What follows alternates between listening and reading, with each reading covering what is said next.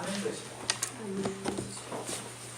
그래서 하나님께서 그 아들을 통해서 우리에게 먼저 은혜를 주시고 은혜 위에 은혜를 주시는 것이죠. 그래서 첫 번째 주시는 은혜가 무엇입니까?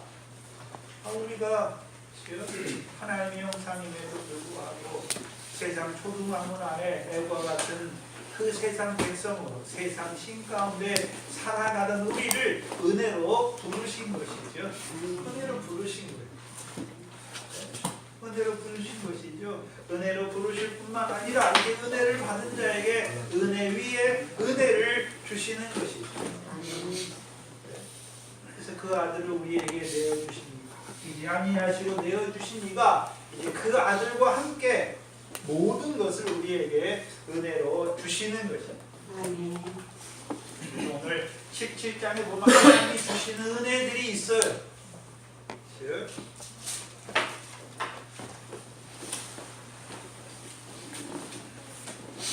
하나님이 우리에게 주시는 은혜가 무엇입니까? 25절에 만민에게 생명과 호흡과 만물을 친히 주시고, 즉 또한 28절에 우리가 그를 힘입어 기도하며 사는 것이죠. 그래서 우리가 이 땅에서 하나님의 은혜가 아니면 살아갈 수가 없는 거예요. 우리 육신의 뿐만 아니라 우리의 영혼도 하나님이 아니면 하나님의 형상으로 살아갈 수 없는 것입니다. 근데 문제는 저와 여러분이 그 하나님의 은혜를 늘 받으면서 그 은혜를 인하여 살면서도요 감사할 줄 몰라요. 왜요? 은혜가 은혜인 줄 알지 못합니다. 왜 그렇습니까? 당연한 것처럼 생각하죠. 그게 당연한 것처럼. 내가 오늘 일어났으니까 사는 거 당연한처럼 생각하잖아요. 근데 하나님이 우리의 생명과 호흡을 주시니까 우리가 사는 거예요. 근데 우리가 생각할 때 오늘 육신이 살아있으니까 사는 거지 그렇게 생각할 때가 많지요. 근데 하나님이 오늘 한 날도 우리의 생명과 호흡을 지켜주시니까 사는 거예요.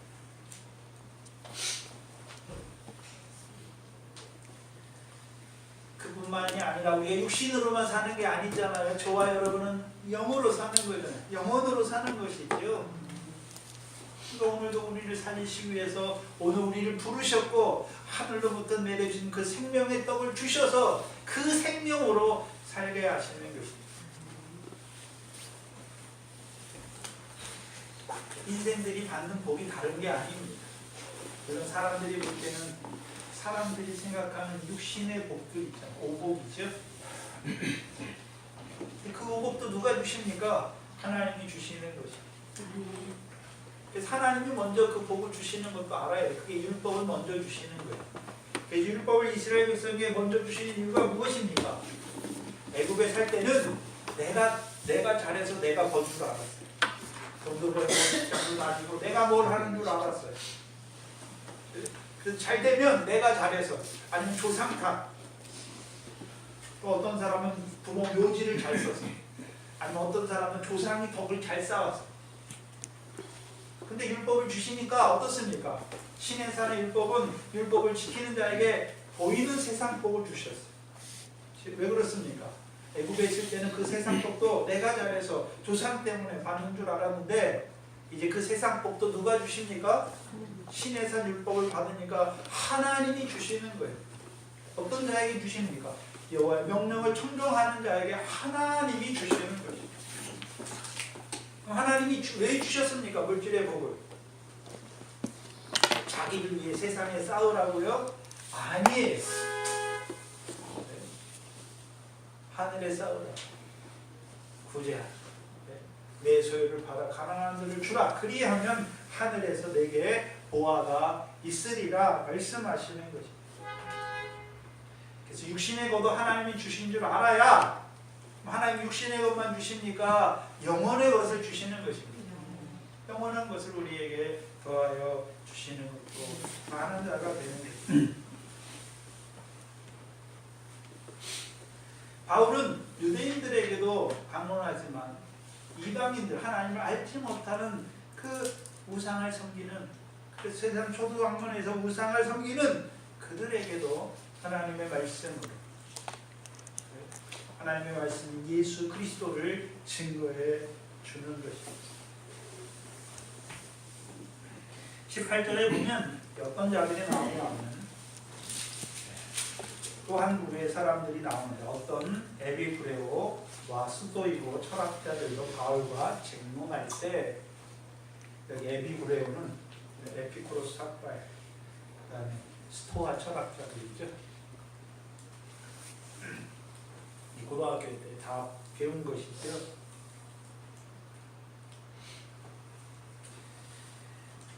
그래서 이 당시에는 플라톤 철학이나 그런 철학이 아니라 그런 철학이 이제 이 에피쿠로스 학파나 스토아 철학자들을 통해서 이제 계속 철학이 발전하죠.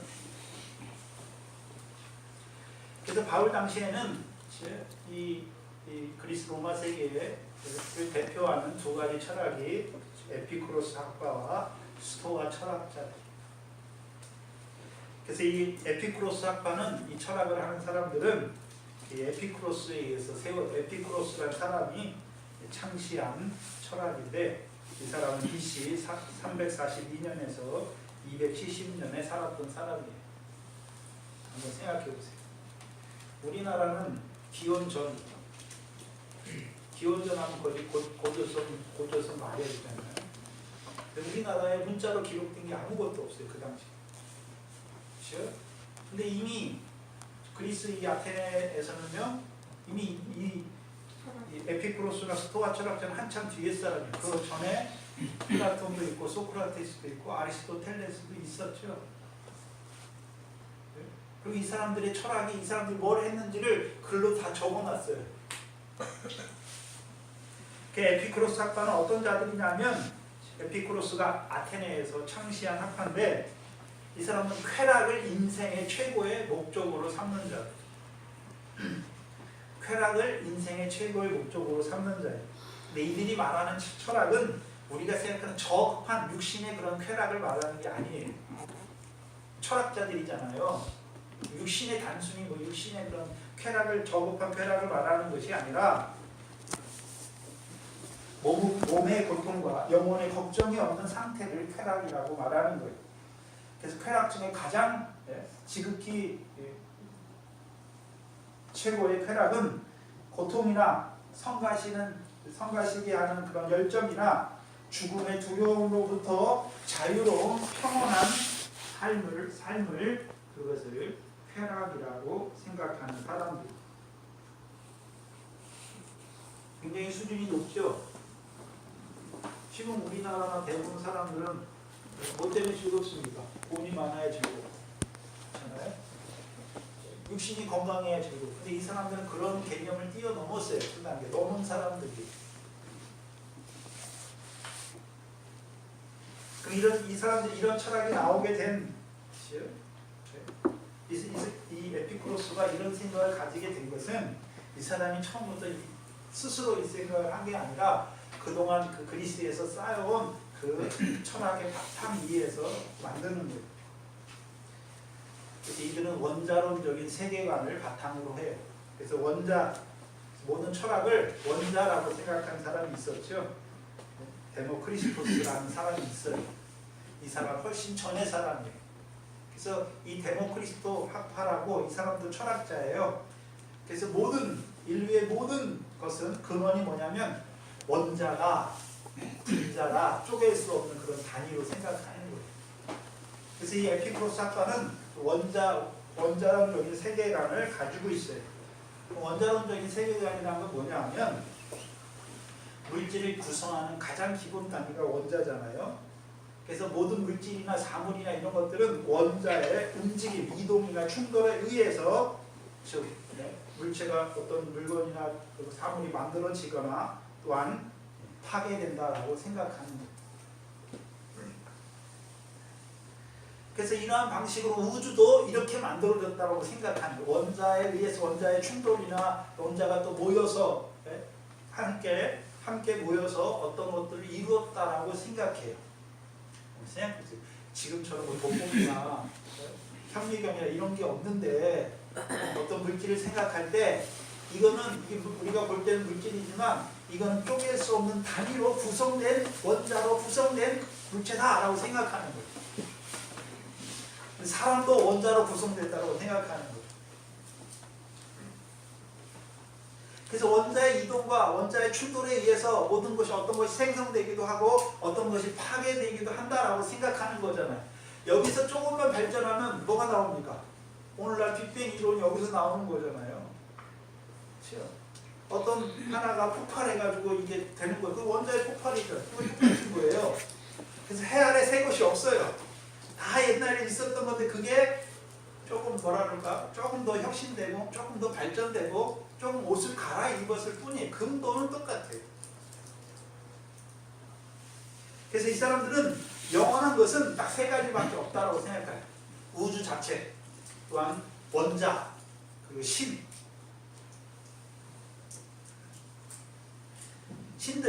신들밖에 없다라고 생각해요. 그리고 이제 모든 물질은 원자에서 왔기 때문에 모든 것이 죽으면 다시 원자로 돌아간다라고 생각하는 거예요. 돌아간다. 근데 이들이 생각하는 신은 원자의 복합체로 이루어진 것 신이라고 말하는 거예요. 그래서 그런 신은 뭐 세상을 창조하거나 세상을 멸망시키는 그런 신이 아니에요. 이원론적인 세계관이에요. 신의 세계가 따로 있고 인간의 세계가 따로 있어요. 근데 신은 인간하고 전혀 관계하거나 무슨 인간하고 뭘 하지 않는 그런 신을 얘기를 하는 거예요. 그래서 신은, 이 사람들이 말하는 신은 세상과 떨어져서 세상 일에 상관하지 않으며 세상으로부터 초연하여 완전한 행복의 상태에 있는, 쾌락의 상태에 있는 그것을 신이라고 말해요. 그래서 이들이 말하는 신은 인간이 본으로 삼아야 되는 그 쾌락의 경지에 이르게 되는 신을 말하는 거예요. 그래서 이들은 두려워하거나 순종해야 될 초자연적인 대상이 없는 거예요. 신도 원자로 구성된 게 똑같은 거잖아요. 그래서 두려워하거나 섬겨야 될 신이 없는 거예요. 그러니까 최상의 삶은 단지 이 생에서의 최고의 행복, 쾌락을 누리는 거라고 얘기를 하는 거예요. 근데 이 사람들은 일반 대중하고 이 당시 대중하고는 달라요. 우상을 섬기는 건 무의미하다고 생각하는 거죠. 왜요? 저것도 원자로 구성되어 있으니까. 그렇죠? 그 인간이 하는 학문 중에서 그래도 보이는 그런 걸 초월해서 이 당시에 이미 보이지 않는 것들을 가지고 그렇죠? 자기의 철학 세계, 세계관을 발전시켰으니까 꽤 상당한 깊이가 있는 거예요. 이 사람들은 일반 대중이 믿는 그런 신을 믿지 않았기 때문에 무신론자라고 비판을 많이 받아요. 간주되고 또한 반사회적이에요. 그렇잖아요. 왜? 자신의 쾌락만 추구되면 되는 거죠. 그러니까 반사회적이에요. 그래서 이 세상이나 통치자들로부터 무책임한 자들이다라고 말하는 비난을 많이 받아요. 물론 이들의 주류는 쾌락, 행복에 도달하는 것이고 근데 극단이 또 나타나요. 극단은 뭐냐면 육체적인 쾌락에 빠지는 자들이 있는데 대부분은 어떻습니까? 대부분은 육신의 쾌락이 아니라 이들이 말하는 세계관에서의 쾌락을 누리는 것을 말해요. 그리고 이들은 대부분 검소하게 살아요. 그 다음에 순결한 삶을 살아요. 근데 이 에피쿠로스 학자들하고 바울하고는 다툴 수밖에 없잖아요. 네? 바울은 십자가의 고통을 말하는데 이 사람들은 고통이 없는 평안함을, 쾌락을 추구하는 자들이니까 고통을 말해봤자 의미가 없는 거예요. 그리고 십자가형은 예수님이 십자가에 죽으셨다고 증거하는데 십자가형은 로마의 사형 방법 중에 가장 고통스러운 거예요. 근데 이 사람들이 추구하는 건 고통이 없는 쾌락을 추구하는 거니까 말이 안 되는 거예요. 이 사람들과 생각. 그러니까 다투는 거예요. 논쟁이 아닌 거예요. 또 이 사람들은 죽으면 다 원자로 돌아간다고 생각하는데 바울은 뭘 말합니까? 몸의 부활을 말하니까 안 되는 거죠.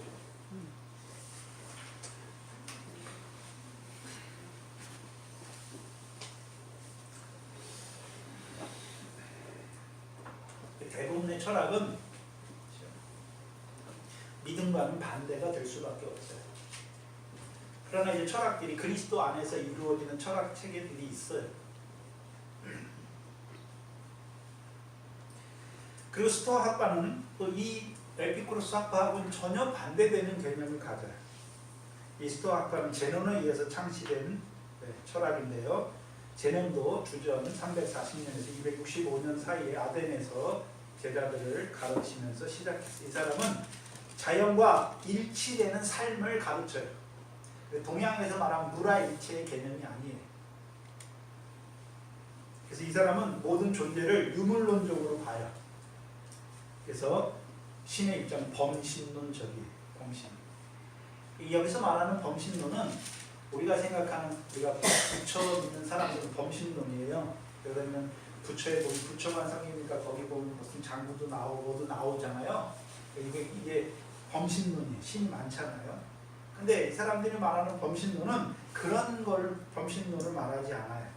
이 사람들이 말하는 신이 비인격적이라는 거예요. 그래서 지식도 없고 사랑도 없고 섭리하지도 않는, 할 수 없는, 이 사람들이 신은 우주적인 이성을 말하는 거예요. 이성 또는 영을 말하는 거예요. 이게 누구에서부터 시작했습니까? 플라톤에서부터 시작됩니다. 그래서 플라톤은 그 사람은 뭐 그리스도교나 뭐 유대교를 안 믿는데도 그 사람이 철학을 연구하다 보니까 학문을 하다 보니까 뭔가 절대적인 것이 있는 거예요. 그걸 이성이라고 보는 거예요. 그래서 인간은 육신의 그것이 아니라 절대적인 이성을 찾아가는 존재라고 생각하는 거예요. 이성을 우주의 원리로 생각하는 거예요. 그래서 이 스토아 학파가 이 플라톤의 철학을 한쪽 부분만 차용하죠. 그래서 우주적인 이성 또는 영은 만물 속에 내재한다라고 생각해요. 그래서 인간의 몸은 대우주의 한 부분이 소우주라고 생각하는 거예요. 여기에도 뭐가 있습니까? 우주의 이성이 있다라고 생각하는 거예요. 그래서 인간도 우주의 한 부분이라는 거예요. 그래서 이 세상은 우주적 이성에 의해서 돌아간다는 거예요. 근데 우주적 이성이 정확히 뭔지는 말 안 해요.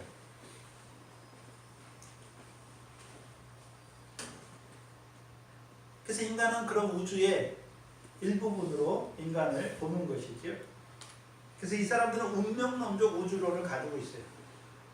세상은 우주의 이성에 의해서 운명이 다 결정되었다라고 생각하는 거예요. 그래서 인간들은 아무리 고통스럽더라도 우주의 이성과 자기를 조화시켜 나가야 된다고 생각하는 거예요. 그래서 이러한 조화를 위해서는 감정이나 자기 욕심이나 이런 거를 다 제거해야 된다고 생각하는 거예요. 그래서 이 사람들이 예로 드는 게 뭐냐면, 말이 끄는 마차가 있는데 거기에 끈으로 묶여있는 개를 설명해요. 그렇죠? 마차가 우주 이성이고 개는 인간이에요. 근데 마차가 힘이 세잖아요. 그래서 개는 자기가 가고 싶은 대로 마차를 끌고 가니까 마차가 가는 대로만 갈 수밖에 없습니까? 마차가 끄는 대로만 갈 수밖에 없다는, 그게 운명론적이라는 거예요. 우주의 이성이 인도하는 대로만 갈 수밖에 없다는 거예요. 죽음도 그냥 우주의 이성이 한 저기로 순서로 놓은 거예요. 그러니까 죽음도 어쩔 수 없이 맞이할 수밖에 없다라는 개념이에요. 그래서 개가, 그렇죠? 개 입장에서 생각해 보면, 그렇죠? 마차가 우주의 이성이 끌잖아요. 개가 가는 방법은 두 가지예요. 그리 가기 싫어서 막 자기는 뒤로 가는데 어쩔 수 없이 끌려가는 개가 있고, 우주의 이성에 맞춰서 보조를 맞춰서 가는 대로 같은 방향으로 가는 개도 있다라는 거예요.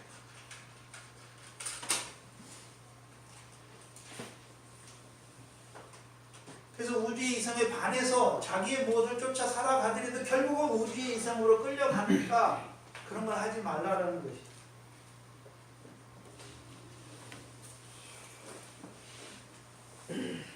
그래서 이 사람들은 인간의 숙명, 복종적이에요. 고통을 감수해요. 왜? 우주의 이성을 이루기 위해서는 복종을 감수하는 거죠. 그래서 이 사람들 한마디로 말하면 인간은 운명의 순종해야 한다라고 말하는 거예요. 그리고 이 사람들은 이제 우주의 이성을 귀하게 보고 육신은 저급한 걸로 봐요.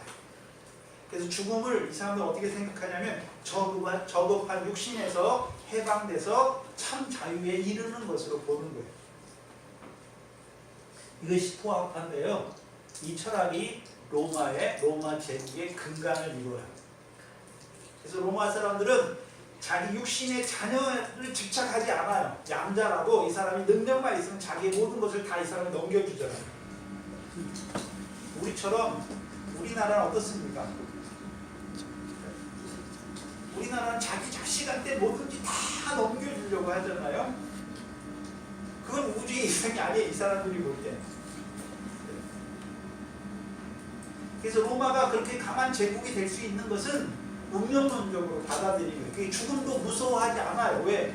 죽음도 저급한 육체로부터 벗어나서 우주의 이성에 참여하는 그런 것으로 생각하기 때문에 이 사람들이 죽음도 두려워하지 아니하고 싸울 수가 있는 거예요. 이 사람들이 명예를 중시하는 거예요.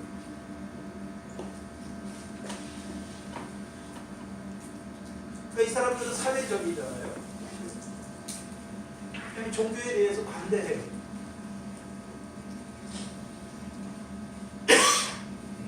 전혀 반대죠. 에피쿠로스 사건은 개인적이에요. 그 다음에 국가 이런 거는 별 의미가 없어요. 개인이지. 개인의 쾌락만 추구하면 된다는 거예요. 근데 이 운명론자들은 우주의 일성에 의해서 국가가 이루어지고 국가를 위해서 국가도 우주의 이성이 지배하는 거예요. 그 국가를 위해서 우리가 그 국가를 세워가기 위해서 자기 몸도 맞춰야 된다고 생각하는 거예요. 그러니까 이 로마 사회는 자기 자식 육신의 자식에 대한 그런 집착이 없어요. 로마 사회 여러분이 배너 같은 영화를 보면 그 유대인 종이잖아요. 그때 로마 시대의 종은 돈이에요, 돈. 소유물이에요. 인격적인 존재가 아니란 말이에요. 근데 그 종이 살리잖아요. 그 주인이 이 종이 똑똑해요. 그러니까 자기 양아들로 삼잖아요. 자기 반지를 주잖아요. 자기 반지를 준다는 것은 자기가 가진 모든 것을 그 아들이 다 써도 된다는 그걸 주는 거예요. 그러니까 로마가 발전할 수 있는 왜요? 유능한 사람을 채용하게 되는 거예요. 자기 아들에 집착하면 모든 걸 자기 아들한테 빌려줘요. 근데 그 아들이 똑똑하면 괜찮은데 계속해서 똑똑할 수는 없잖아요. 그럼 어떻습니까? 망하는 거예요. 근데 로마 사회는 자기 아들이 있어도 자기 뜻에 합당한 자기 뜻을 잘 이어받을 사람이 있으면 그 아들한테 자기의 모든 것을 양해하는 거예요. 그게 로마 사회예요. 이성적이죠. 굉장히 이성적이에요. 이 스토아파가 그렇죠. 로마 사회 철학, 근본 철학을 이뤘기 때문에 로마가 그렇게 강한 제국이 될 수가 있는 거예요. 그래서 여러분 로마의 건축, 로마는 군인들을 양성할 때 그냥 싸움만 잘하는 군인이 아니에요. 로마 군인들은 싸움도 잘해야 되지만 건축이나 문화에 대해서도 건축술도 다 가지고 있는 사람들. 그래서 로마가 어디를 점령하잖아요. 거기에 로마식 건축을 세우는 거예요. 왜요? 자기들이 가진 문화를 보고받는 거예요. 그래서 여러분 우리가 로마 시대를 보면 로마 시대가 거의 예수님 전부터 시작했으니까 얼마나 오래됐습니까? 우리나라는 그때 거의 초가집 수준 정도 지을 초가집도 그냥 이런 튼튼한 초가집이 아니라 그냥 나무 지푸라기 갖다가 이렇게 살 정도인데 이미 그 당시 로마는 목욕탕 문화가 다 돼 있어요. 그다음에 하수도 시설이 다 돼 있어요. 상하수도 시설이 다 돼 있단 말이죠. 그리고 목욕탕도 몇 사람이 들어가는 거예요. 많은 사람들이 함께 들어가서 그렇게 할 수 있는 그런 것들을 다 해놓은 거예요.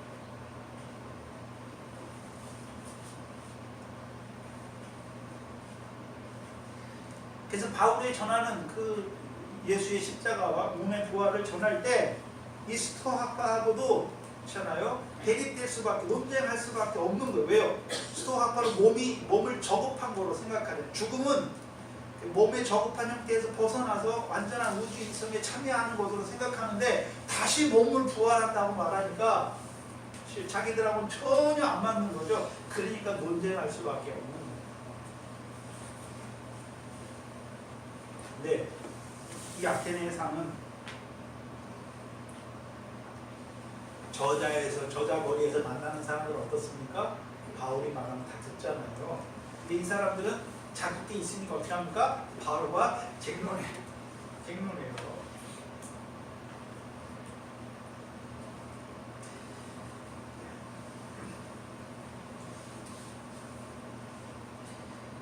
그래서 목사들이 말씀을 더 못 들어요. 하나님의 말씀이면 누구 입에서 나오는지 말씀을 들어야 되잖아요. 그래서 하나님의 말씀을 증거해줘도 내가 목사인데 더 못 들어요. 참 희한해요. 똑같아요. 왜요? 교만하기 때문에. 자기가 뭘 안다라는 그것 때문에 더 못 듣는 자들이 되는 것이죠. 근데 저자의 당연히 그냥 시장에 모여있는 사람들은 즉 바울이 말하는 것을 듣는 자들도 있단 말이에요. 바울이 이들과 쟁론하게 돼요. 그래서 골로새서 2장 8절에 보면 누가 철학과 헛된 속임수로 너희를 노력할까 주의하라 라고 말하잖아요. 그렇죠? 그 철학, 바울이 철학에 대해서 알았다는 거죠. 철학이 무슨 역사를 이룹니까? 하나님의 백성이 된 자를 노력하잖아요. 네? 그 철학의 교훈으로 하나님의 백성들을 뭐합니까? 노력하는 자들이라는.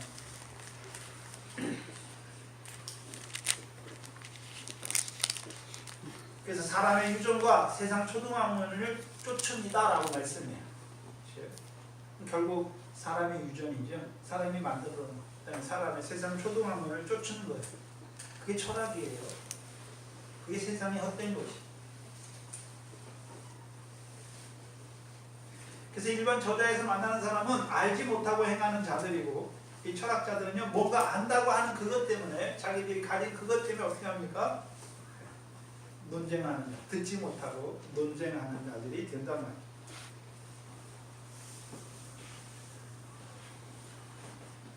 그래서 이 두 철학자들이 바울이 전하는 예수의 십자가 몸의 부활을 듣고 바울에 대해서 뭐라고 말하냐면 18절에 이 말장이가 이 말장이라는 영어는 아주 경멸적인 용어예요. 이게 어디서 유래됐냐면 새가 씨를 쪼아 먹는 것에서 유래해요. 또는 새가 썩은 고기를 먹는 것에서 유래해요. 이것을 사람에게 쓰면 사람이 씨를 먹듯이 잡다한 씨를 먹듯이 잡다한 정보를 모아가지고 자기 것도 아닌데 그걸 모아가지고 저급하게만 말하는 사람을 이 단어를 쓰는 거예요. 말장이라는 단어를 쓰는 거예요. 그럼 바울이 전하는 걸 들어보니까 이 사람들이 어떻게 생각합니까? 아유, 저급한 거를 말하는 것이다. 십자가의 죽음을 말하고 몸의 부활을 말하니까 그 사람들이 생각할 때는 이거는 저급한 거다. 그래서 바울이 전하는 그 예수의 몸과 예수의 십자가와 몸의 부활을 들을 때 이 사람들이 어떻게 생각하냐면, 이 바울은 여기저기서 지식의 부스러기를 주워 모아서 꺼리낌없이 다른 사람들에게 말하는 사람으로 생각하는 거예요. 바울이 아무리 짓거려봤자 들을 게, 주목할 만한 게 없다라는 거예요. 그래서 스토아거나 그렇죠? 에피쿠로스 학파 이들이 주장하는 거, 이들이 반대가 되지만 이들이 결국 추구하는 건 뭡니까? 행복이에요, 행복. 그렇죠? 어떤 사람은 그 개인의 쾌락을 추구하는 게 행복이고, 또 학파는요 우주의 이성에 같이 발을 맞춰 가는 게 그게 행복이에요. 최고의 추구하는 가치 있는 것이죠. 근데 바울은 뭘 말합니까? 예수 그리스도께서 우리를 위해 죽었다는 거죠. 고통에서 벗어나야 되는데 오히려 고통을 졌다는 것이죠. 그리고 또 몸의 부활을 말하니까 쟁론할 수밖에 없어요. 근데 요즘 철학을 생각해 보면, 현대 철학을 생각해 보면 여기서 이 에피쿠로스 학파나 스토아 학파에서 조금 더 발전했지만 근본적인 건 똑같아요. 네?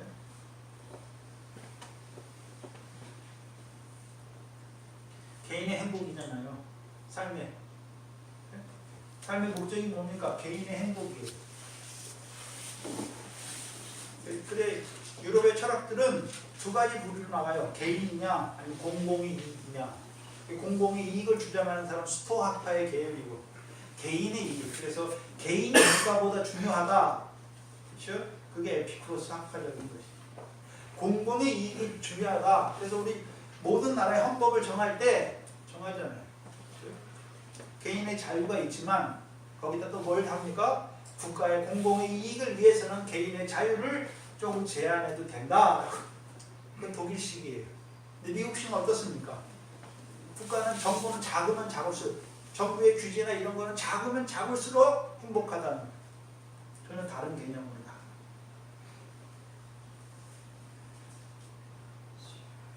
그래서 우리의 삶이 우리가 지금 사람들이 만들어 놓은 법이나 모든 그런 것은 다 이 철학적인 배경이 다 들어가 있는 거예요.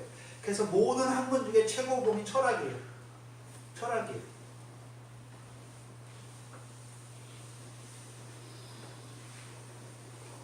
왜 그러냐면 철학은 인간 자체에 대해서 연구하는 학문이기 때문에 다른 수학이나 뭐 물리학이나 다른 것도 있죠. 국어나 뭐 역사학이나 다 뭡니까? 인간이 한 행위에 대해서 그걸 가지고 연구하는 거고 철학은 인간의 본질에 대해서 연구해요. 인간은 뭔가? 인간은 어떻게 살아야 되는가? 근데 이 철학적인 것들은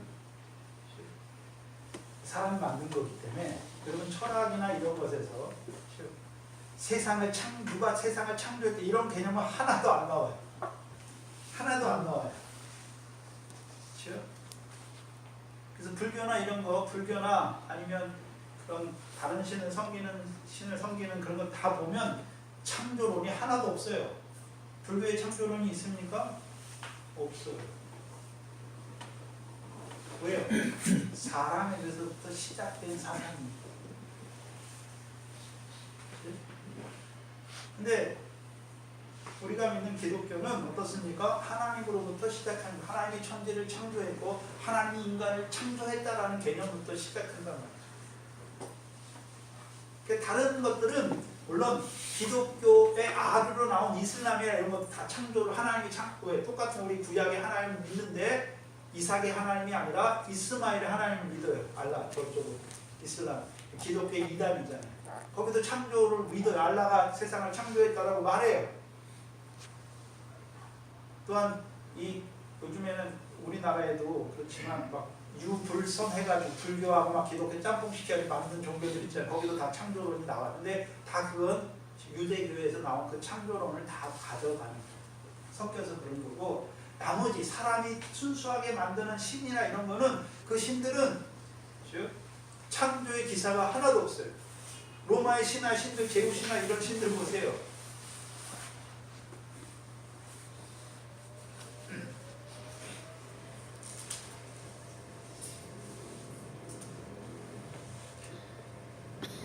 근데 그때만 그런 것이 아니라 지금도 철학이 똑같아요.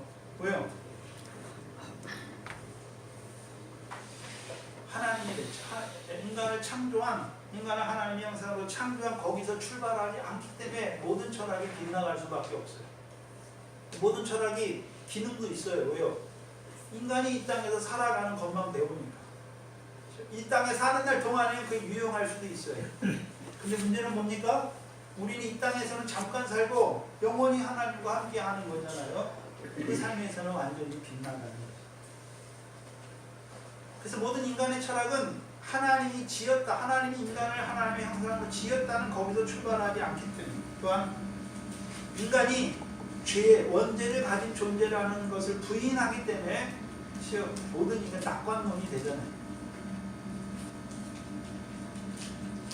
그래서 현대 철학도 다 이런 그리스의 철학의 바탕을 둬요. 그래서 모든 서구의 철학은 이 그리스 아테네의 철학이 다 근본이 되는 거예요. 우리가 현대 철학은 칸트부터 현대 철학인데 한번 보면 이성이잖아요. 이성이 지배하는 사회. 합리주의죠. 그래서 합리주의, 이성과 합리주의가 한 인간이 이성적인 동물이기 때문에 합리적이기 때문에 인간이 이 세상을 만들어갈 수, 좋게 만들어갈 수 있다라고 생각하는 거죠. 그래서 그 철학이 가장 발전한 곳이 독일이죠. 근데 독일이 세계 1차 대전, 2차 대전을 일으킨 거예요. 그래서 종교개혁 이후에 종교 전쟁을 하잖아요. 서양 철학사를 보면 종교 전쟁을 해요. 그러니까 전쟁을 막 30년, 40년 동안 하는 거예요. 그러면서 막 사람들이 죽어나가는 거예요. 근데 쓸데없는 것 때문에 막 사람이 죽는 거죠. 카톨릭을 믿느냐, 신교를 믿느냐, 그것 때문에 죽고 살려 막 전쟁을 하는 거예요. 거기에 신부를 느끼는 거예요. 그러면서 나오는 게 뭐냐면 인간이 만물의 척도라는 개념이 나가는 거예요. 그러니까 인간이 생각함으로 존재한다라고 해요. 생각한다는 개념은 인간이 만물의 척도라는 개념이에요. 거기서 왜? 그러니까 인간이 하나님을 떠나서도 생각할 수 있는 존재이기 때문에 이성적이다라는 존재라고 해요. 그걸 그 서양 철학의 종교개혁 이후부터 나타난 그런 서양 철학을 집대성한 사람이 칸트예요. 합리주의죠. 이성주의. 근데 그래서 합리주의, 이성주의, 인간이 이성적이기 때문에 모든 문명이나 이런 게 더 발전하고 더 아름답게 되고 그렇게 생각을 했단 말이죠. 근데 세계 1차 대전, 2차 대전을 겪으면서 인간이 얼마나 비이성적인지, 비합리적인지 그거를 알게 되는 거예요. 그러니까 이성주의 철학이 몰락하는 거예요.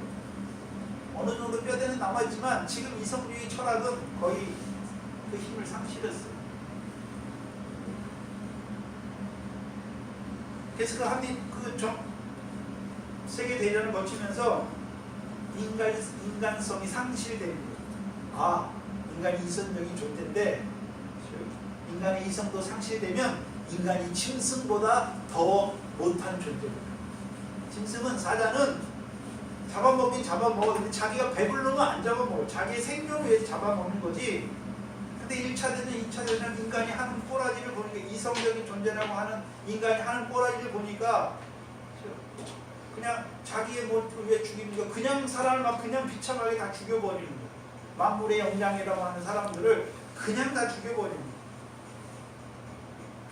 그래서 1차 대전, 2차 대전, 세계 대전을 겪으면서 이 서구의 합리적인 이성주의 그게 다 깨지는 거예요. 그러면서 이제 다양한 철학의 시대로 더 접어들어요. 그래서 철학도 다원주의 시대가 되는 거예요. 다원주의 시대. 다원주의 시대가 됐다는 것은 너만 진리가 아니라 이것도 진리고 이것도 옳을 수 있고 이것도 옳을 수 있고 다 그렇다라고 하는 거죠. 그래서 오늘날 철학은 얼마나 다양한지 몰라요. 뭐가 딱 하나가 돼서 끌어가는 철학이 아니에요.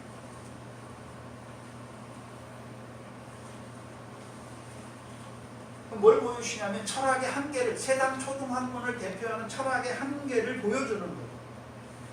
고린도전서 1장 21절입니다.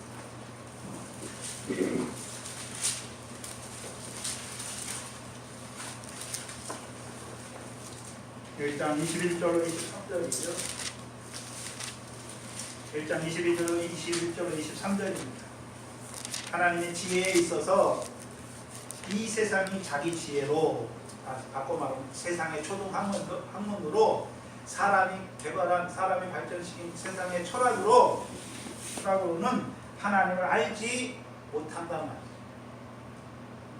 못하는 거로 하나님께서 뭐를 사용하십니까? 전도에 미련한 것으로 믿는 자들을 구원하시기를 기뻐하셨다. 그럼 바울이 이 아테네 사람, 우상이 가득성의 아테네를 보면서 거룩한 분노가 일어난 게 왜 일어난 줄 알겠지요? 왜요? 이 사람들이 세상 철학을 하고 초등학문을 하는데 세상 지혜로는 하나님을 발견할 수 있습니까? 없습니까? 없으니까 무슨 짓을 합니까? 우상을 섬기고 철학을 앞세우는 자들이 된다라고 말하는 거예요. 22절에 유대인은 표적을 구하고 헬라인은 지혜를 찾으나 우리는 십자가에 못 박힌 그리스도를 전하니 유대인들에게는 꺼리는 것이 이방인에게는 뭐한 것입니까? 미련하게 생각하는 것이. 왜 죽어야 하는 거지? 스토아파나 에피쿠로스 학파에 되면 죽는 것은 좋은 것입니다. 그렇죠? 몸의 부활을 말하니까 미련하게 생각되는 것이.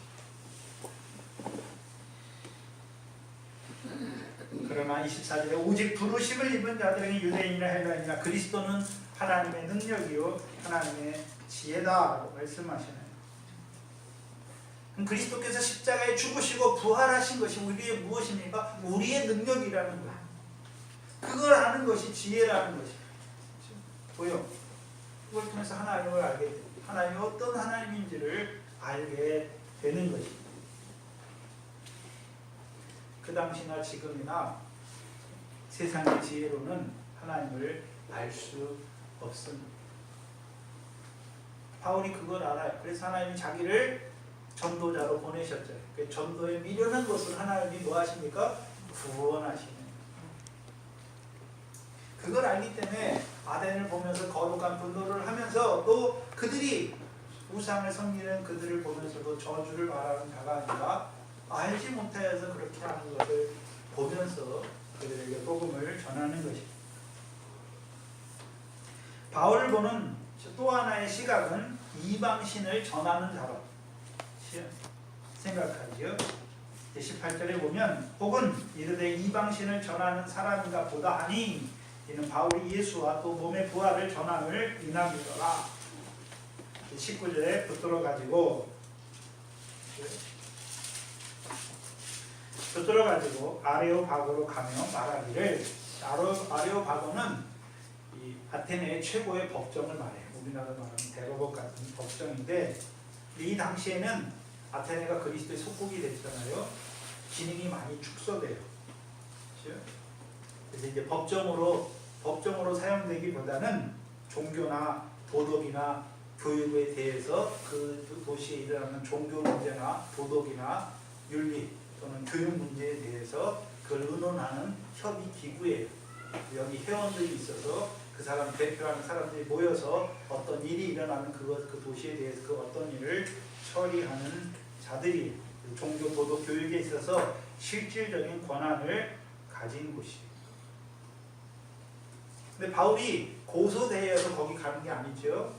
뭐 이 사람들이 네가 전하는 새 교가 무엇인지 우리가 알 수 있는 19절에 우리가 너의 말하는 이 새 교가 무엇인지 알 수 있겠느냐 말하고 그걸 듣기 위해서 모이는 것이.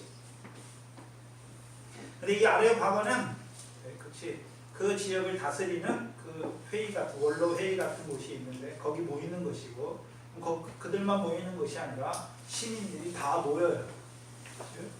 철학자들도 모이죠. 왜 모입니까? 21절에 모든 아덴 사람과 거기서 나그네 된 외국인들이 가장 새로 되는 것을 말하고 듣는 외에는 달리 시간을 쓰지 않다. 학문적 호기심이 굉장히 많죠. 그래서 그것 때문에 거의 대부분의 사람들이 모이게 되는 것이죠. 그래서 바울이 그 아레오바고에서 그 아덴 사람들을 향하여 복음을 증거할 기회가 딱 생기는 거예요. 그래서 마태복음 10장에 보시면 너희를 인하여 총독들과 너희가 나를 인하여 총독들과 임금들 앞에 끌려가니 이는 저희와 이방인들에게 증거가 되게 하려. 이 아테네는 최고 저기가 없어요. 그러니까 그 의회가 최고의 기구가 그 앞에 서게 하시는 거죠. 하나님. 바울을 서게 하세요. 왜 서게 하십니까? 오늘 17장에 나오는 하나님에 대해서 증거하게 하기 위해서 세우는 것입니다.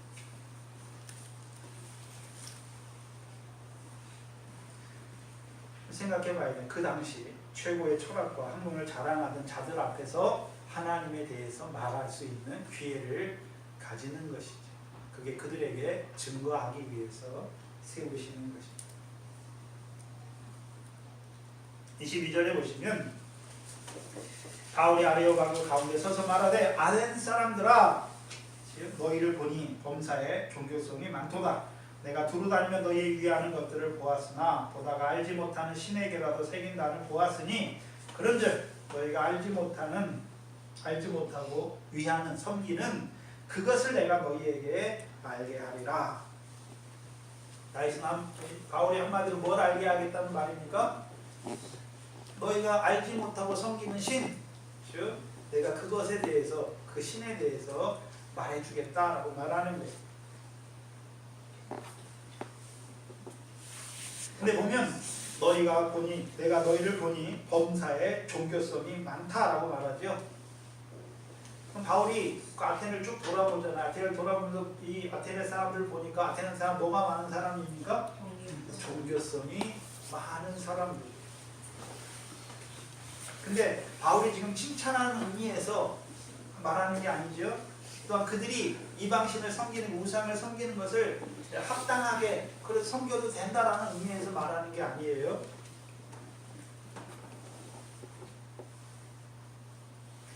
우리가 생각해 봐야 되는 것은 지금도 밀림이나 아프리카의 오지 같은 데 보면 세상의 문명과 단절된 자들 있잖아요. 그들도 다 뭐를 섬깁니까? 신을 섬기고. 그 종류가 다르죠?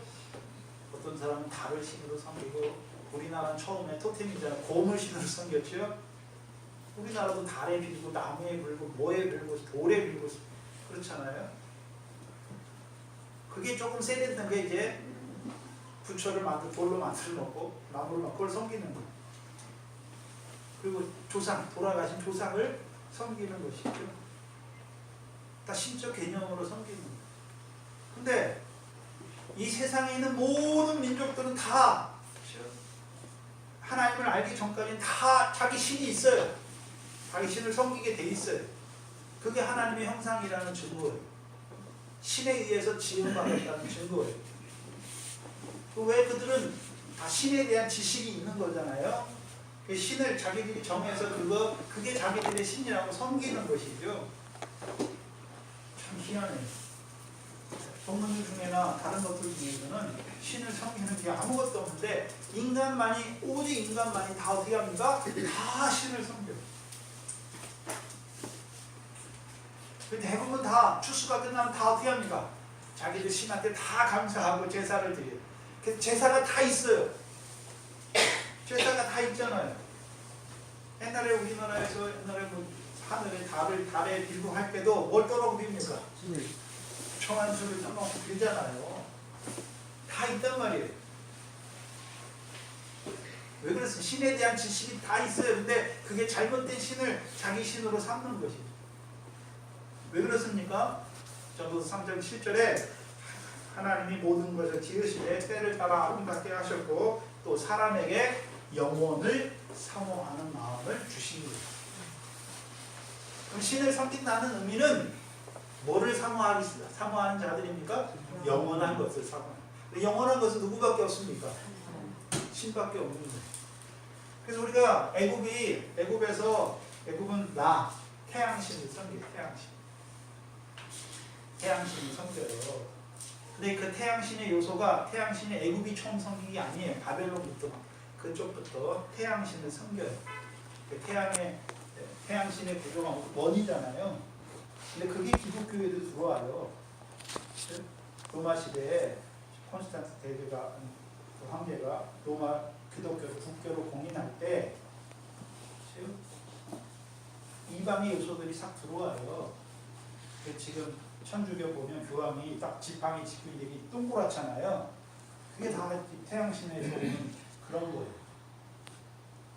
그런 개념이 많아요. 알지 못하니까 그걸 쓰고 있는 거죠.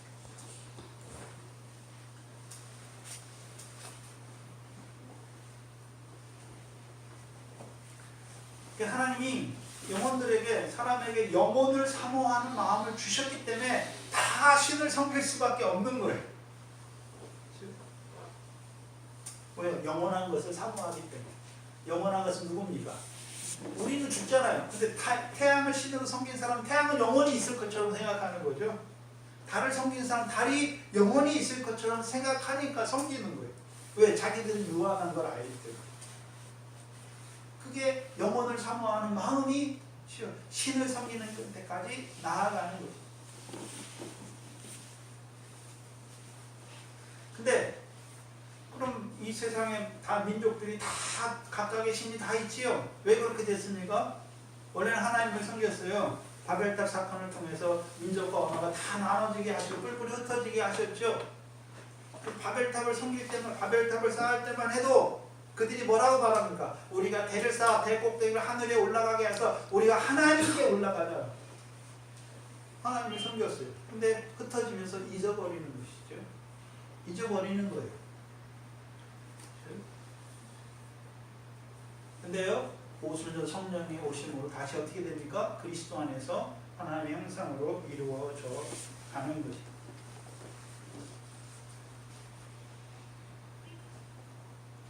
바울이 이들에게 말할 때, 즉 너희가 범사에 종교성이 많다라고 말해요. 그러면서 예를 든 게 뭡니까? 알지 못하는 신에게, 알지 못하는 신, 자기들이 몰라서 그 신을 못 섬겼으니까 혹시 그 신 때문에 못 섬긴 그것 때문에 자기들이 혹시 저주나 그런 걸 화를 당하지 아니할까 해서 자기들이 모르는 신이지만 거기에다 이름을 붙여놓고 단을 세웠단 말이에요. 그래서 알지 못하는 신이다라고 말하는 거예요.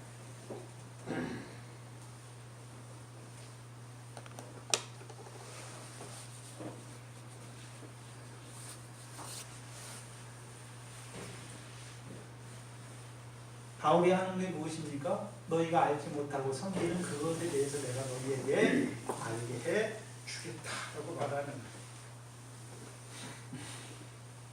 그럼 바울은 알고, 많은 우상을 섬기는 아덴 사람들은 알지 못하는 거예요.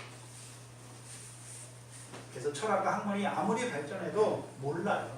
그러니까 헛된 신을 섬기는 자들이 되는 것이죠. 바울이 있을 때 알지 못하고 섬기는 것에 대해서 내가 너희에게 알려준다는 의미가 뭘까요? 이 의미가 내포하고 있는 게 있어요. 그렇다면 하나님에 대해서 알려주는데, 하나님에 대해서 알려주게 되면 이들이 다른 신을 섬기다가 하나님을 섬기도록 하나님을 섬기는 자가 되게 한다는 의미입니까? 다른 그것에 대해서 알려준다는 게, 이 사람들이 다른 신을 섬기다가 이제 하나님을 알았으니까 다른 신은 버리고 다른 하나님은 버리고 여호와 하나님, 그 아들을 보내신 하나님을 섬긴다는 개념이 아니에요. 네? 우리가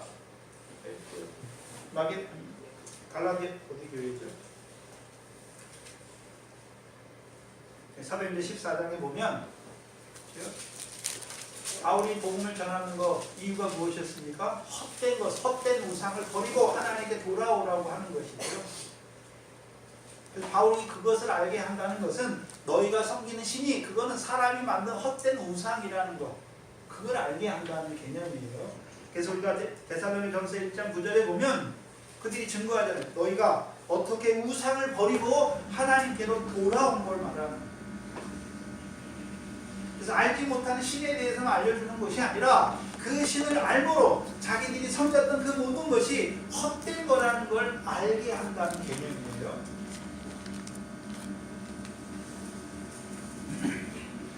그래서 알게 합니다. 하나님에 대해서 알게 하는 문제들 다섯 가지인데 첫 번째가 하나님은 어떤 하나님이십니까? 우주와 그 가운데 만유를 지으신 하나님께서 천지를 창조하시고 만물을 주관하시고 다스리시는 하나님에 대해서 첫 번째 말하는 것입니다. 두 번째는요, 25절에 보면 만민에게 생명과 호흡과 만물을 친히 주시는 하나님에 대해서. 세 번째는요, 인류의 모든 족속을 한 혈통으로 만드시고 온 땅에 거하게 하신 하나님.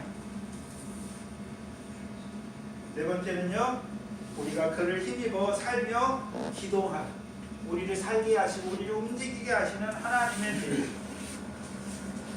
또한 다섯 번째는요, 31절에 정하신 사람으로 하여금 천하를 공의로 심판하시는 하나님, 그게 하나님이다. 그럼 너희가 섬기는 우상은 천지도 창조하지 않았고 만물에게 친히 호흡과 생명도 주지 않고 그렇죠? 인류를 한 통속으로 혈통으로 만들지도 않고 땅에 거하게 하지도 않았잖아요. 또한 그를 힘입어 기동하고 하는데 참으로 너희가 그 우상을 힘입어서 기동할 수 없어요. 또한 공의로 심판할 것을 공의로 심판하신 하나님에 대해서 나타내 주시는 것입니다.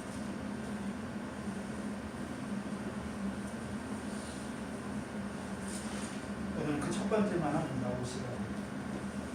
천지를 창조하신 하나님, 또 천지의 주제이신 하나님. 이 천지의 주제라는 것은 하늘과 땅의 주제라는 거예요. 하늘과 땅의 주제라는 의미가 뭡니까? 천지와 만물을 만드셨을 뿐만 아니라 그 만물을 다스리시는 하나님을 말해서 천지의 주제이신 하나님이다라고 말씀하는 거예요.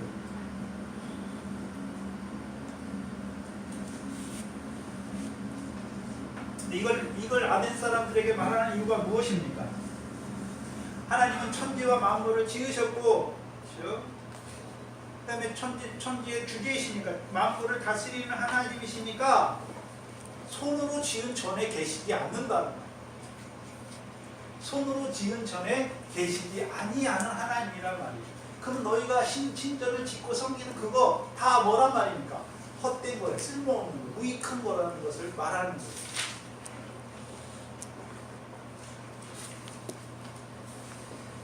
그래서 하나님께서는 천지를 짓고 그 가운데 만유를 지으실 뿐만 아니라 하늘과 땅의 주제이시기 때문에 사람들이 손으로 만든 신전에 거하지 않는다는 거예요. 만약에 이것이 믿어진 사람들은 자기들이 지은 신전 다 어떻습니까? 허무한 것이죠. 헛된 것인 것을 알게 되는 거예요. 알게 되는 거예요.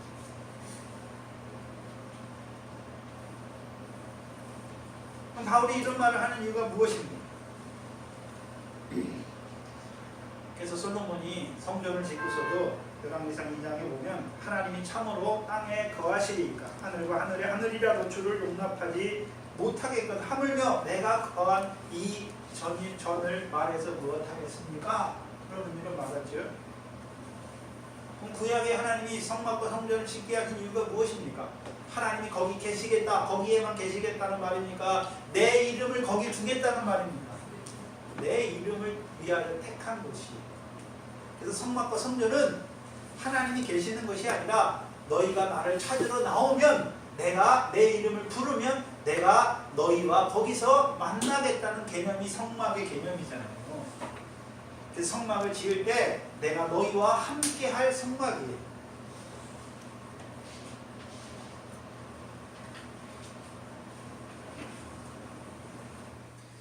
그래서 왕상 8장 30절에 종과 솔로몬이 성막을 지어놓고 성전을 지어놓고 종과 주의 백성 이스라엘이 이곳을 향하여 기도할 때 주는 그 간구함을 들으시되 주의 계신 곳 어디에서요? 하늘에서 들으시고 우리를 사하여 주옵소서 말씀하는.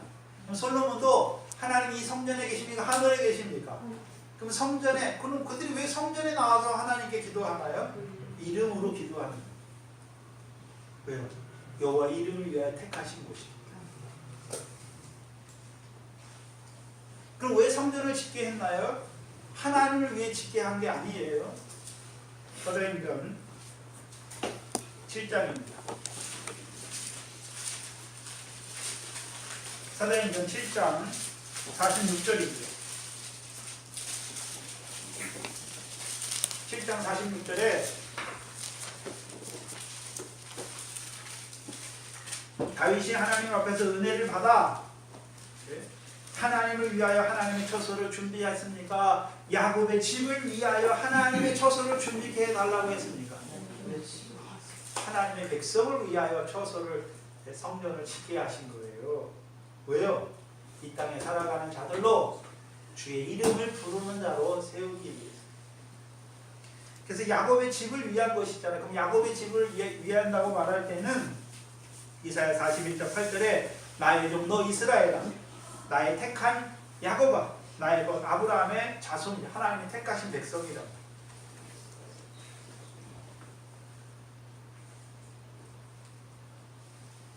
그럼 구약에 하나님을 위해서 성전을 지으라는 게 아니에요. 성전은 하나님을 위해 지은 게 아니에요. 하나님의 택하신 백성을 위하여 성전을 짓게 하신 것이죠. 왜요? 그들이 여호와의 이름 어떤 이름입니까? 자비롭고 은혜롭고 노하기를 더디하고 인자와 진실이 많은 하나님. 그러니까 그들에게 율법의 말씀을 주셨잖아요. 그래서 율법으로 자기 죄를 깨닫는 자들은 어디로 나갑니까? 하나님의 자비하신 하나님을 의지하여 하나님의 이름을 주신 곳에 나아간단 말이죠. 그럼 하나님께서 구약의 율법의 그림자인 제사의 모형을 통해서 그들의 죄를 사하시는 거예요. 그들에게 자비와 긍휼을 베푸시는 것이에요. 자비와 긍휼만 베푸실 뿐 아니라 그들이 이제 죄사함 받고 다시 돌아갈 때는 인자와 진실을 더하시는 거예요. 그게 성막과 성전의 개념이에요. 근데 그건 예표죠. 그림자예요. 구약은. 그럼 신약의 성전이 누구십니까? 예수 그리스도예요. 그럼 이제 하나님이 예수 그리스도를 우리에게 주셨죠. 그래서 우리가 예수 그리스도 이름으로 뭐 합니까? 기도하게 하시는, 하나님께 구하게 하시는 거예요. 그래서 요한복음 14장에 너희가 내 이름으로 무엇을 구하든지 내가 시행하리니 이는 내 아버지로 하여금 아들을 인하여 영광을 얻으시게 하려 함이라.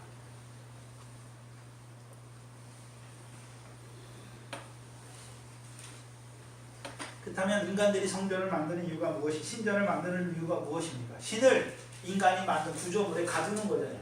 거기만 있어야 되는 거잖아요. 거기만 있어야 되는 거예요. 그렇죠? 부처나 이런 사람들 생각할 때 어디 가서만 기도합니까? 불상 앞에, 꼭 불상을 앞에 세워놔야 되잖아요. 거기 절에 있든지 어디 가든지 그 앞에. 왜? 거기 있으니까. 근데 하나님은 거기 계신 분이 아니란 말이에요. 온 우주에 충만하신 분이 하나님이시죠. 그럼 신전을 만든 인간이 하는 일이 뭡니까? 신을 그 자기들이 만든 신전에 가두는 거예요. 일단 자기들이 만든 개념의 신을 제한시키는 것이죠. 자기들이 만든 신에 자기들이 섬기는 신이 있다라고 생각하는 거죠. 근데 신은 왜 만들었습니까? 인간이 만든 신은 자기들의 요구를 이루어주는 신이잖아요. 하나님은 그런 하나님이 아니라 천지와 만물을 지으신 하나님.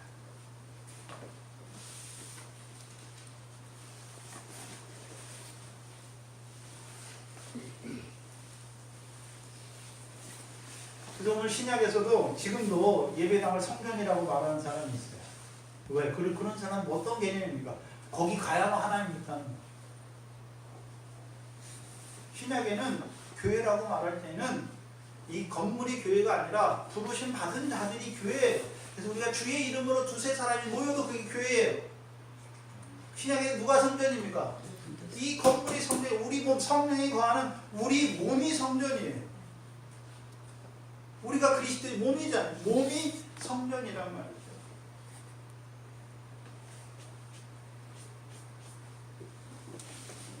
어리석게 건물을 짓고 뭘 짓는 게 아니란 말이죠. 우리가 성전된 몸이니까 이제 우리가 그리스도를 닮아가는 것이죠. 그리스도의 거룩함을 우리가 닮아가는 것이고 그리스도의 자비와 은혜와 사랑을 우리가 그리스도의 형상으로 변해가는 거예요. 근데 우리가 변해가는 것입니까? 영광으로 영광에 이르게 하시는 것입니까? 우리를 변화시키는 거예요. 금이 성전을 거룩하게 하는 것이 아니라 성전이 금을 거룩하게 하는 거예요. 그러면 금을 거룩하게 하는 방법이 무엇입니까? 숯불에 풀무에 계속 집어넣어서 찌꺼기를 어떻게 합니까? 계속 하는 거예요. 오늘도 예수를 믿는 자들에게 하나님 뭐 하십니까? 연단하시고 시험 주시고 환난을 주신 이유가 무엇입니까? 온전케 하시는 거예요. 그래서 우리로 하여금 이 땅에서 하나님의 형상으로 살아가게, 하나님의 아들로, 특별히 유업을 얻을 아들로 살아가게 한다는 개념이에요. 성전은 장소의 개념이 아니에요. 하나님이 이름을 믿는 자들에게, 하나님이 그 이름을 부르는 자들에게 하나님이 응답하시겠다는 거예요. 기도를 들어주시겠다라는 거예요.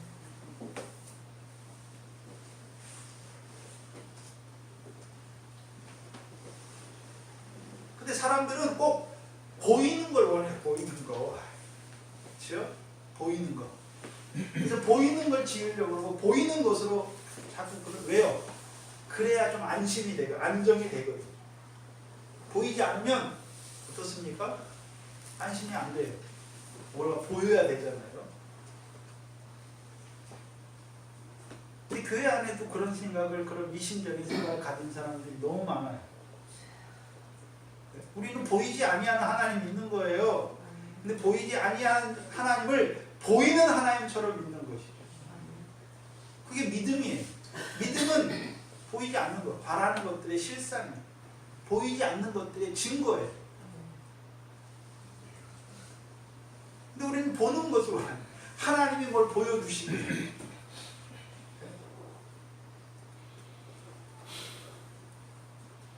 이미 우리가 하나님의 성전이에요. 우리에게 예수 그리스도로 부르셨잖아. 믿어지게 하셨잖아. 그러니까 저와 여러분이 이제 이 땅에 살 때 예수 그리스도 이름으로 구하는 거예요. 뭘 위해 구합니까? 그 나라와 의를 이루기 위해서 구하는 거죠. 뭘 구합니까? 성령을 구하라는 말씀이죠. 성령을 구하는 거예요. 그걸 보여주셨지만 우리가 그렇게 살 수 없으니까 성령을 보내주셔야 우리가 성령이 우리를 진리 가운데로 인도하셔서 우리를 모든 행실에 거룩한 자가 되게 하시는 거죠. 또한 성령의 열매를 맺게 하시는 것입니다. 구하게 하시는 것.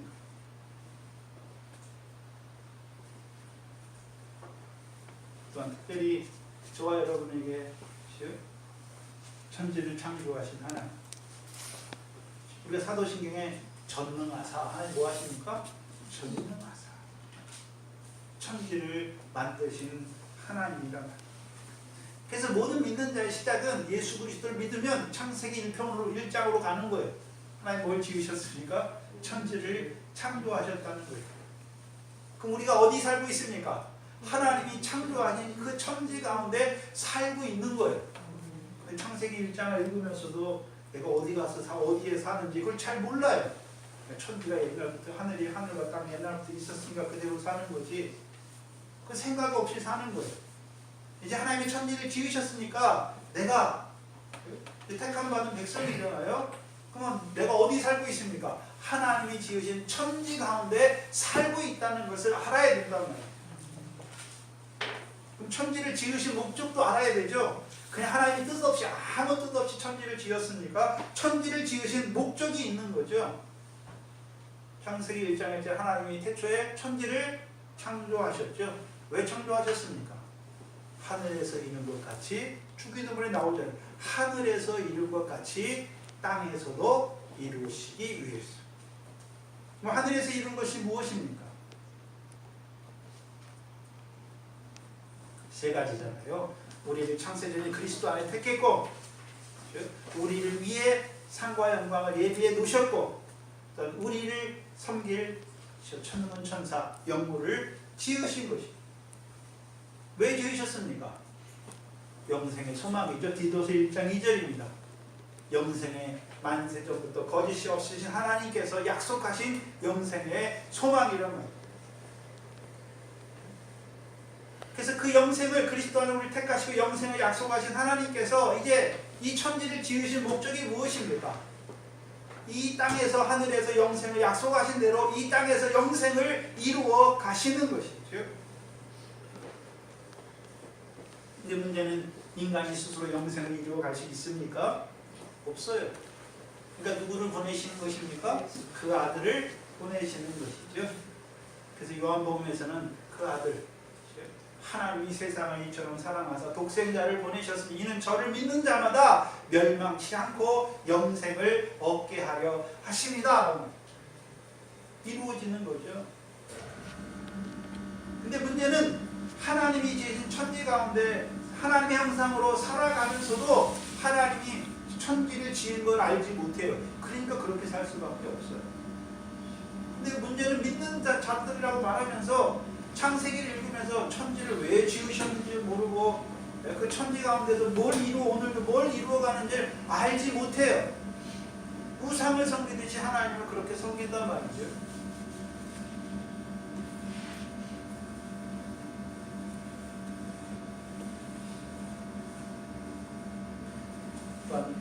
하나님이 천지를 지으셨다. 지으시기만 했습니까? 온 우주를 만물을 다스리십니까? 다스리세요. 다스리시잖아요. 다스린다는 첫 번째 말씀으로 만물을 붙드시는 거예요. 오늘도 해가 왜 떴습니까? 하나님의 말씀이 해 속에 역사하니까 뜨는 거예요. 물이 왜 흐릅니까? 하나님의 말씀이 물 속에 역사하니까 흐르는 거예요. 그래서 만물 속에 하나님의 말씀이 살아있어요. 능력과 신성이 살아있어요. 근데 우리가 그걸 보지 못하죠. 만물이 그냥 스스로 있는 줄 알고 하나님 붙드시는 거예요. 말씀.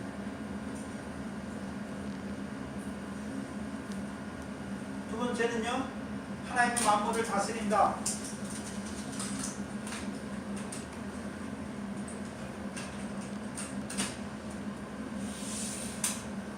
한마디로 하나님이 만물을 다스린다, 주관하신다는 개념 안에는 뭐가 있습니까? 공중의 새도 매기시는 거예요. 네? 들판에 있는 백합화도 하나님이 이끄신다는 거죠. 그러니까 뭐 하지 말란 말입니까? 육신의 목숨을 위해서 염려하지 말라라는 것입니다. 말라라는 개념이 있어요. 또 우리가 시편 23편 1편에 봤죠? 네? 모든 우주와 우주에 충만한 것이, 세상에 충만한 다 누구 것입니까? 하나님의 것이죠. 우리도 하나님의 거예요. 우리께 있으니까 다 하나님의 것입니까? 그걸 믿는 자들에게 이 천지가 하나님의 소유라, 하나님의 것이다라는 말은 우리에게, 우리가 육신으로 살 때 주시는 것은 우리 것으로 주신 것입니까? 잠깐 소유를 맡기신 것입니다. 잠깐 소유를 맡기신 거예요. 왜 맡기셨습니까? 작은 일에 충성하라. 작은 일에 충성하라. 충성한다는 개념이 창세기 1장 6째 날이에요. 뭐 하란 말입니까? 만물의 종이 되지 말고 다스리는 거예요. 다스리는 거예요. 근데 문제는 돈의 종이 되고, 성공의 종이 되고, 세상 초동학문의 종이 되어서 살아간다는 거죠.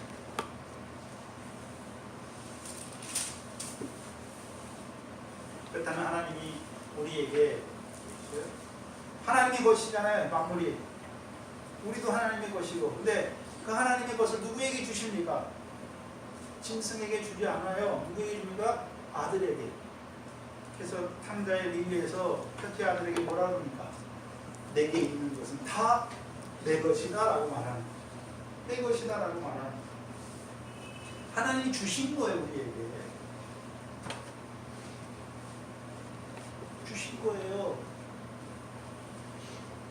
문제는 하나님이 주셨는데 어떤 사람은 장사하고 있고, 어떤 사람은 도적질하고 있고,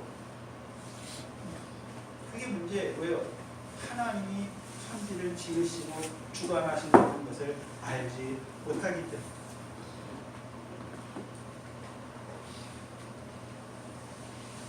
다스려야죠. 그래서 로마서 8장에는 하나님이 만물들이 원하는 것, 피조물들이 원하는 게 무엇입니까? 하나님의 자녀들의 영광에 이르는 것이죠. 우리가 우리에게 주신 걸 가지고 뭐 하는 자가 되어야 됩니까? 하나님께 영광을 돌리는 자로 살아야 한다는 것이죠. 물론 안 믿는 자들에게 하나님이 천지를 창조했고 그 만물을 다스리시는 하나님에 대해서 증거해야 되지만 저와 여러분에게도 주시는 거예요. 그럼 우리가 지금 하나님의 백성인데 하나님이 지으신 천지 창조하신 이 천지 가운데 하나님이 우리를 창조하신 하나님의 사람 형상으로 하나님이 주시는 걸 가지고 살아간다. 우리 인생이 하찮은 게 아니라 하나님이 우리를 위해 천지를 창조하시고 우리를 또 하나님의 형상으로 만들었고 하나님이 만물을 붙드시고 오늘도 우리에게 그 만물을 모든 것을 다 은혜로 주셨단 말이죠. 우리가 얼마나 존귀한 자인지 모른단 말이에요. 근데 문제는 망각하고 사는 거예요. 잊어버리는 거로 사는 거죠. 깨닫지 못하는 거예요. 오늘도 하나님이 천지를 창조하셨고 만물을 다스리시는 하나님. 그럼 천지를 창조하신 하나님과 나가 무슨 상관이 있는지도 알지 못하고 살아가요. 만물을 오늘도 다스리는데 그 그걸 알지 못하고 살아가는 자들. 누구와 똑같습니까? 우상을 섬기는 자들하고 똑같단 말이에요.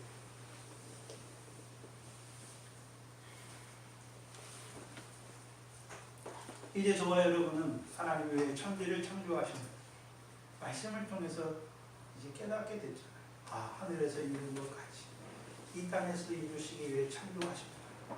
또 우리를 이 밖과 같은 세상에 육신 입혀 보냈구나. 하나님의 형상으로 이 땅에 보내셨구나. 왜요? 이 세상은 밭이고 우리는 씨잖아요. 그럼 씨를 밭에 왜 심습니까? 결실과 열매를 맺게 하십니다. 또한 그 결실과 열매의 재료들인 모든 만물도 뭐 하십니까? 은혜로 우리에게 주시는 거예요. 아멘. 내가 구하는 만큼 주십니까? 감당할 만큼 주시는 것입니까? 감당할 만큼 주세요. 아멘. 더 달라 하지 마시고 주신 것이나 잘 감당해요. 그것으로 구원의 재료로 하늘에 쌓는 자로 살아가시기를 주의 이름으로 축원합니다. 아멘. 하나님 감사합니다. 하나님이 지으신 천지 가운데서 하나님의 형상으로 하나님이 붙드시는 그 만물 가운데, 다스리는 만물 가운데 살아가는 저희들이 미련한 저희들 깜박깜박 잊어버리고 천지를 지으신 하나님의 뜻을, 우리를 하나님의 형상으로 이 땅에 보내신 하나님의 뜻을, 만물을 다스리시는 그 하나님의 뜻을 망각한 채 우상을 섬기는 자들과 같이 살아갈 때가 얼마나 많은 우리들인지 말씀을 통하여 우리 자신을 다시금 돌이켜 주시고 돌아보게 하시니 감사합니다. 아멘. 그리스도 안에서 우리를 택하시고 이제는 이 천지를 지으신 목적을 밝히 바라보는 자로 살아가는 저희들 되게 하여 주시고 이제는 이 천지를 지으신 그 하나님의 뜻을 받들어서 이제 그리스도 안에서 그 하나님의 형상에 그 신의 성품에 참여하는 자로 살아가는 저희들의 이 세상에 속한 모든 만물을 도와주시는 그 하나님의 은혜 안에서 주시는 것으로 감사함으로 찬송으로 하늘에 쌓아가는 저희들의 한날 한날이 되게 하여 주시옵소서. 아멘. 감사합니다. 예수님의 이름으로 기도하옵나이다. 아멘. 찬송가 225장